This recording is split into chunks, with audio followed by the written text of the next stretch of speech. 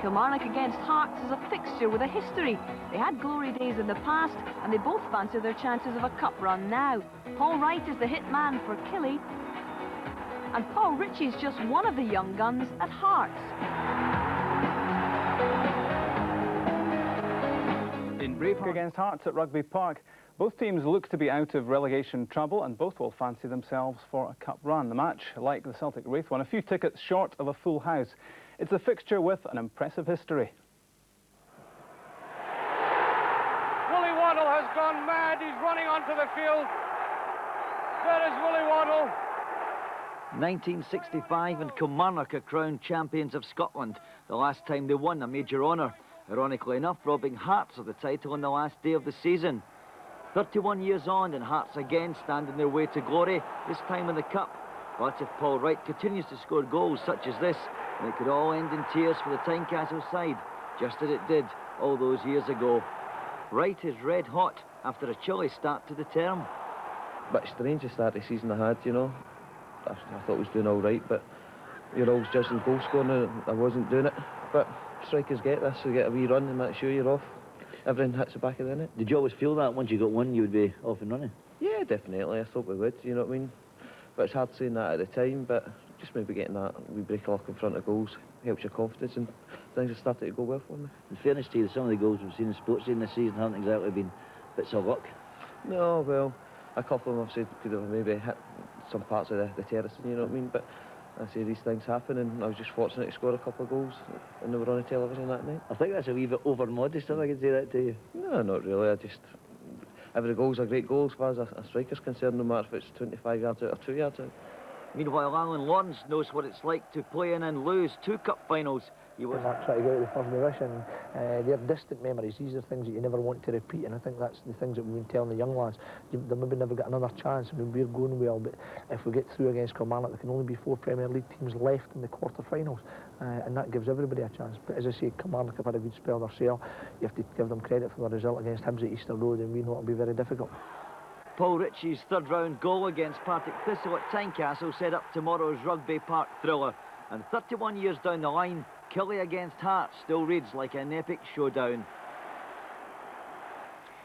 Let's take you to Rugby Park now. Kilmarnock against Hearts. Hearts are through, as Jock Brown now reports. What a game it was, Hazel. Quite remarkable action right from the start. A titanic struggle, which really could have gone either way. You'd have to feel some sympathy for Kilmarnock to go out after such an effort this afternoon. It took 55 minutes for the first goal to be scored. A corner kick from the right from Hearts, cleared outside the box. Gary McKee chipped back in a delightful pass, and Paul Ritchie was onside when he opened the scoring from about 12 yards. Kilmarnock came straight back in. Colin McKee was an inspired substitution, and he played the ball into danger area for Derek Anderson to equalise in 67 minutes. Then it could have gone either way without question. Another corner kick to Hearts, very poor defending, and Neil Berry, with the aid of a deflection, scored a winning goal 10 minutes from the end. Thanks to Jock. I was filling in on some. Kilmarnock had their journey to Hampden all mapped out with us. They'd already beaten Hibs. Would Hearts be next? Round today came Hearts. Watching the second all-Premier tie of the round for us, Jock Brown. The sports scene road to Hampden comes to Rugby Park. Having beaten Hibs in the third round, Kilmarnock tried to complete a capital cup double without suspended centre-half Neil Whitworth. Ray Montgomery deputises again. But Ali Mitchell is back in the side at the expense of Colin McKee, who's joined on the bench by Robert Connor and goalkeeper Colin Meldrum. There's no question the form striker in the country just now is Paul Wright.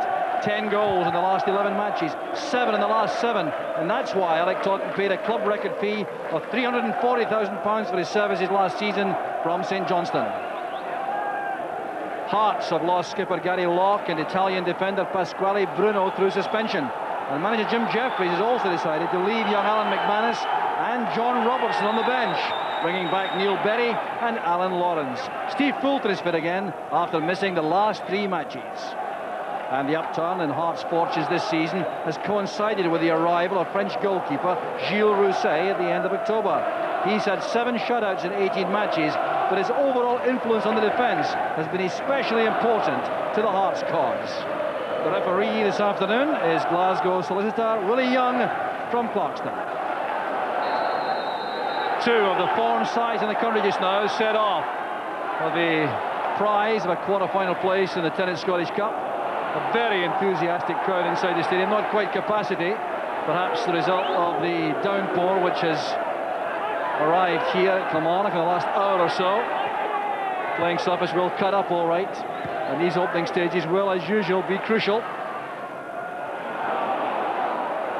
But Kilmarnock, having had only one defeat in 1996 in 8 matches, 4 wins and 3 draws, that defeat against Falkirk 2 weeks ago, and they have a very impressive home record, only 3 defeats here at Rugby Park this season, and they were against Hibs, Aberdeen and Rangers. Last one way back in November. Hearts, though, away from home, very impressive.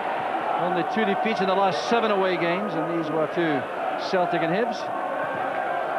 So coming into the match with a lot of confidence, although they did lose 3-1 at home last week to Aberdeen.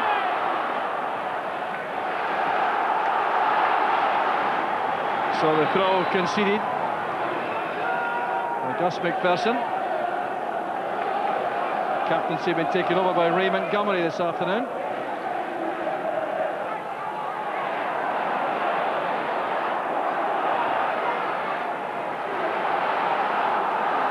So a throw to Hearts once again.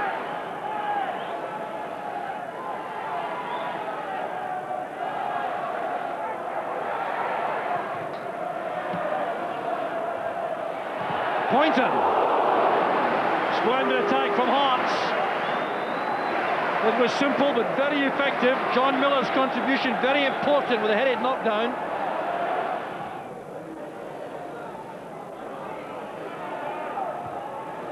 Header there by Berry.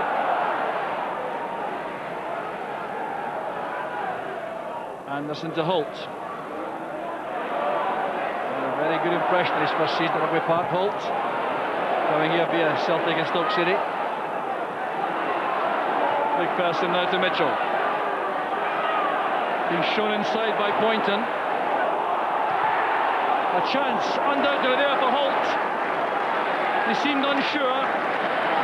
Still to open his account for Kilmarnock, and perhaps we saw why there. There was a lack of conviction when he had that shooting chance. An excellent ball played in by Ali Mitchell here. But look at Holt coming in. He's got on the right side of his defender to have that shot at goal. Well, clear statement of intent being made by both sides early on. They want to win this tie, the first attempt. Trying to get forward at every opportunity. That's good play by Wright. Opening the play out and now taking the kind of applause which he wasn't getting early in his period at Kilmarnock. Wright. That's Poynton. Target was Lawrence, but it's collected here by Anderson. Holt to Wright. Here's Brown. Wright again. Good running ahead by Henry. By Gary Holt for the cross. Brown down to Wright. Well, perhaps the sweetest striker of the ball around the penalty box among the strikers in the game just now, Paul Wright. And Kilmarnock were trying to set up chances like this for him all afternoon. Tom Brown teeing it up. Wright couldn't keep it down this time. Well, I thought having to clean his glasses there, the rain causing him a problem. Mackay's free kick. MacPherson challenging twice. That's Cahoon. MacPherson again. And a very good snap attempt there by John Cahoon inside the area. He's very dangerous indeed with his back to goal inside the opponent's penalty box. You look at the way he holds this up after the header down by MacPherson. It's difficult to challenge him here. A rash tackle could mean a penalty kick. And eventually get this snap volley over the bar. Cahoon, very lively and willing up front for Hearts. Poynton now with the throw. Poynton realised well he's going to head that onto him. Foul against Hearts. Berry is the culprit for the challenge on Brown. Once again, a very quick free kick taken by Kilmarnock. That's an attractive aspect of the play. keep the ball moving all the time. There's no offside. Brown has Wright waiting in the centre. Late with the delivery. Paul Ritchie with the clearance. Glaring at the near side linesman Hart's, but I think he was onside when the ball was released. Hart stopped there. Now Brown had to release this very quickly for Paul Wright. Took too long about it. Mitchell again, trying to keep this away from Russi, I suspect. He's done so. It was well won inside the 6-yard box by Berry. Very good defensive header that. Reilly keeps it in. Has to play it back though.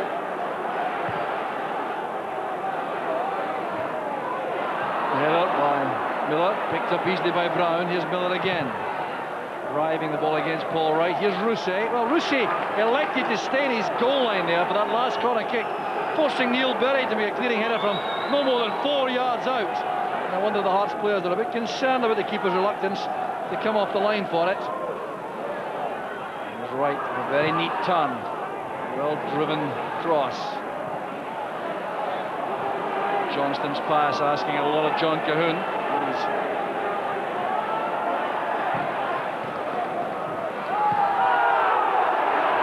With Mitchell, advantage allowed, I think. It might well have been a free kick. That's Gary Holt going in with Gary McKee.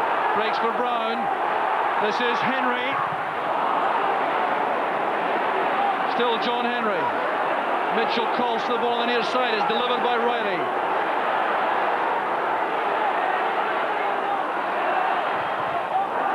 Good block made by Miller. Here's Mitchell. Showing his two-footedness again. And John Henry was inches away, and he sadly put off Tom Brown. Well, the pressure's certainly mounting on the Hearts defence. Look at John Henry going for this. Tom Brown stopped, thinking Henry was going to get there. Cahoon to Lawrence. Good attempt there by Lawrence. The ball was swerving in the air. Lekovic made sure of his body behind that. Well, good save by Lekovic. Shouldn't be criticised, I don't think, for not holding that. Another one very fiercely struck by Fulton. Fully 25 yards out, but it was the earlier one which is more troublesome, because this was on target from Alan Lawrence. Now watch the ball moving in the air. It was treacherous for Lekovic.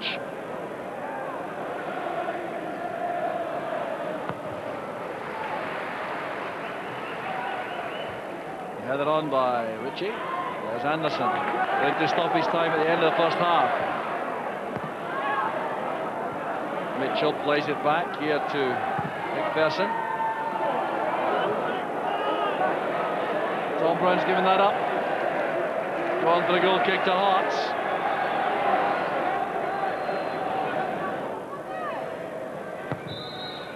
So Rousse's goal kick brings a hectic first half to an end. The kind of play you would expect between two informed teams in the Cup. It's been pretty even all over, although Kilmarnock perhaps have had the territorial advantage. At half-time, it's Kilmarnock 0, Hearts 0. Well, as the Hearts supporters who've made most noise as the teams have reappeared for the second half, perhaps encouraged by some activity towards the end of the first half. But Kilmarnock playing with lots of enthusiasm and verve in the match, just looking for that cutting edge up front. Left Paul Wright and Tom Brown a little bit isolated frequently up front, without the midfield being able to support as quickly as they normally do. Hearts supporters upset there initially, and it's because Kilmarnock have been given the throw here, which Tom Black will take. Well, the side's reappearing in exactly the same personnel as in the first half. Here's Steve Fulton from long range. He's very good in that position. Squirming away from Lekovic. Now Cahoon has possession. And a very good challenge made by MacPherson. He's still in there, battling for the Kilmarnock cause. Lekovic owes a debt to MacPherson.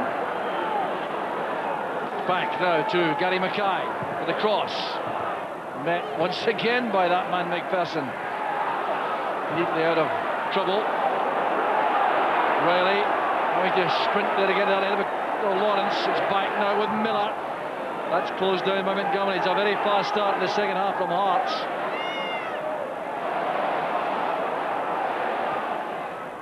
MacPherson again, he's been ambitious and given it away, but that compliment's returned by Fulton. And here's Mitchell. They're onside. Both Brown and Wright were very careful there. Play along the line. This is Wright, trying to find John Henry, who'd gone into the penalty box. Well, and Johnston can break for Hearts. Well, the game restarting at the same hectic pace, which was prevalent in the first half. Here's Mitchell again. He was troublesome with some of these excellent crosses in the first half for Kilmarnock. Poynton drags the ball away from him. Well, Todd clearly concerned. He wants his team to keep going forward. That's his style always. Well, everyone's standing back there. Hearts have possession as a result. Montgomery at full stretch, getting help here from Anderson. He had no option. Hearts turn this time to try to break the deadlock in front of their own supporters here. Right behind Lekovic they are.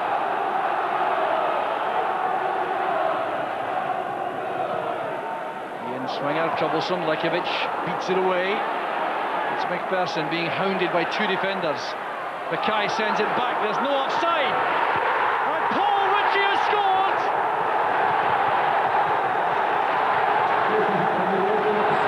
Jubilation among the Hearts supporters. The Kilmarnock defence was badly caught out there, but it was an inspired pass by Gary McKee. Look at this from McKee. Late man coming out, left Ritchie onside. There's no doubt about that. It was a perfectly good goal and taken extremely calmly by Ritchie. Very good finish by the young man. And Jim Jeffries is entitled to be elated by that. The goal coming 10 minutes into the second half. Well, the first blood was going to be crucial here. And the Hearts supporters are making all the noise you hear around us now. Paul Ritchie getting only his second goal for Hearts. And they took it so calmly. It's well played by Cahoon. Poynton now to Lawrence. Shooting chance for Lawrence. The angles were worked out properly there by Lekovic. The Hearts looking for the second goal, which really could be a killer. Well struck. The goalkeeper got his body behind it.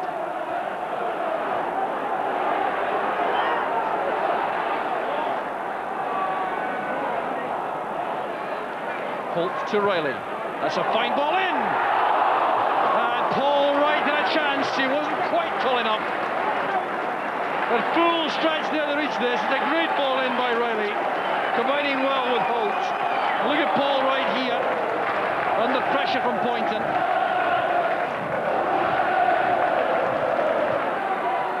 Johnston, Fulton. Anderson takes a touch before looking for McKee. It's well taken down by McKee. It's brilliant play by McKee. And MacPherson did well. McKee was trying to play that to the far corner. He had options inside him. Paul Wright holds his head. He was in position to receive a cutback, but McKee only one thought in his mind now, and that was to beat the goalkeeper. Still, a great play by McKee in the build-up. Corner from Mitchell. Turned in brilliantly again. Another chance on this time. Surely, yes! It's hit at last! The goal scorer mobbed! And Kilmarnock have equalised, and that melee in front of goal. Derek Anderson is taking the congratulations. It came all the way across here. Was turned back dangerously into the area. Then Hearts were scrambling as the ball was thumped in, headed off the line, and there was Derek Anderson to thump it into the roof of the net. So Derek Anderson choosing the perfect moment to get his first goal of the season. 67 minutes gone. McKee looking for Brown. That's a very effective pass. Well, Brown's in a hurry. There's no one there for him. Well, that's a bad one by Berry. There's Reilly. Rousset made the save. Now Mitchell trying to create a shooting chance for himself. Couldn't have been closer. Well, relief there for Neil Berry, no doubt about that. His header created a problem. Tom Brown played that ball in. It looked to be no problem at all for Hearts. Neil Berry with a header which had too much height. Very good play there to set up a chance.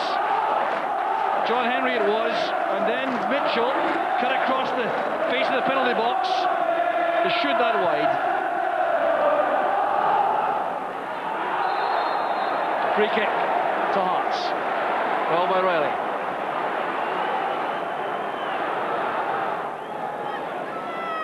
Gary McKee flights it in. There's Berry. A deflection! 2-1 to Hearts.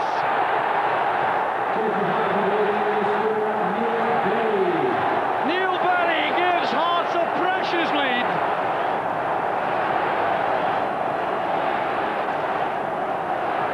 Berry took the shot, it was deflected in left. Lekovic without a hope of stopping it. Well, there was the clearance which will haunt Derek Anderson if come on and lose this game. Also the deflection from the same player.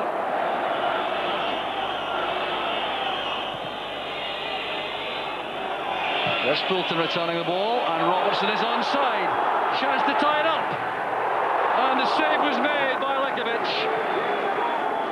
And the pressure remains on the Kilmarnock defence, and that's bad news for their hopes of an equaliser. Time the enemy without question.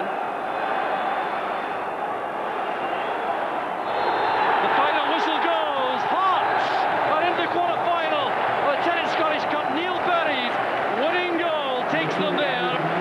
It was a dramatic cup tie, fought out right through to the end. Paul Ritchie opened the scoring in 55 minutes, his second goal of the season.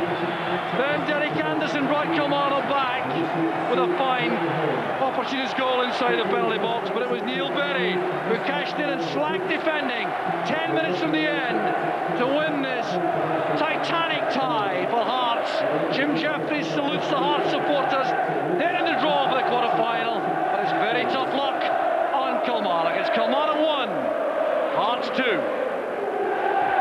It was billed as an action-packed cup tie before the game, and I think it lived up to that reputation, and it was a smashing game, and it takes two teams to make a smashing game, so you know, it could have went, as you say, either way, but we dug in there. I thought we controlled the first half. We were always expecting Kilmarnock, especially the home team, to have a bit of pressure, and they had one or two flurries in the first half, but I thought when we got our passing game going, we were a constant threat to them, and there wasn't much in it, and I think it was to go in level at half-time was fair, but you know, chances were going to appear in the second half because of the effort the players were putting in, a wee bit of tiredness and things like that, and chances came, and we managed to get two to their one, so it was a great victory away from home.